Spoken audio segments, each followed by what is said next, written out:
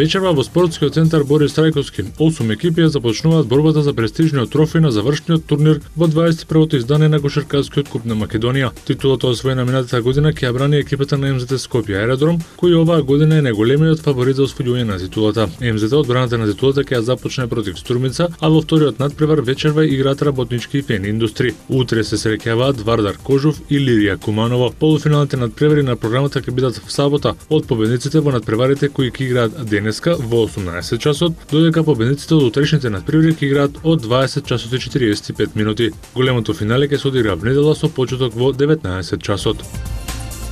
Во рамките на СХ лигата синоќа во Автокоманда се сретнаа тимовите на Металург и Вардар Про. Во надпревар без резултатско значење за двете македонски екипи ракометарите на Металург совладаа Вардар Про со 26-21. Со оваа победа металурзите им се реваншира на црвено-црните за поразот во првиот дуел од регионалното надпреварување. Без разлика на исходот на овој дуел, уште од претходно се знаеше дека овие две екипи од Македонија ќе играат меѓусебно во едното полуфинале на завршниот Final Four турнир на 12 април. Најефикасни играчи беа Вогринец со 6 голови, Наумче Мојсовски со 5, Филип Миркуловски и Златко Мојсовски со по 4 погодоци. Караджич со 5 и Рајковиć со 4 голови беа најефикасни кај Вардаровиот состав. Четирите правопласирани екипи кои ќе играат на завршниот турнир се Прест Мешков, Металург, Вардар Про и Кроација Осигурање.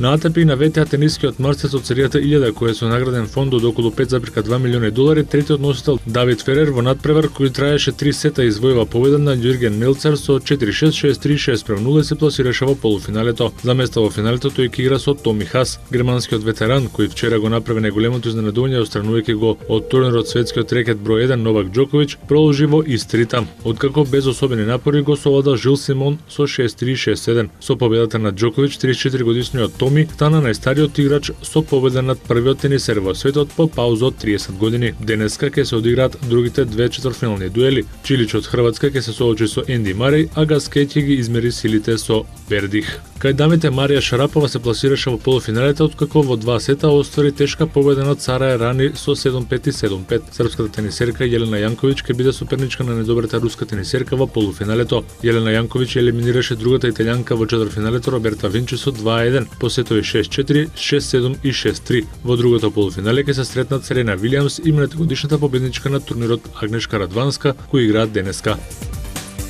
Дури 14 средби се одиграа синоќа во NBA лигата. Тимот на Чикаго Булс ја прекина серијата од 27 победи поред на Мајами Хит, откако во Юнајтед центарот ги победија со 101-97. Без Дерик Роуз и Жоаким Ноа, Булс одиграа одлично во одбраната и беа ефикасни во нападот во последниот период, запирајќи го шампионот на 6 победи до рекордот на Лейкерс. Денк имаше 28 поени, 7 скока и 5 асистенции, а Бузер приdoдаде 21 поени, 17 скока. Леброн Џејмс оствари 32 коша, 7 скока и 4 блокади, а Вејд додаде 17 поени, 7 скока. Спарси предводени од 23 поени, 14 скока и 5 блокади на Тим Данкан славеше со 100-99 над Денвер. Грин постигна 20 коша, а Тони Паркер беше стрелец на 18 поени и 11 асистенции. Денвер имаше шанса за победа, но шутот на Андре Милер со звукот на сирената не беше прецизен. Лейкерси по рекорден 22 пат поред ја победија Минесото со 120-117. Брајан забележа 31 кош, а Двајт Хауард оствари 25 поени, 16 скока и по 5 украдени топки и блокади.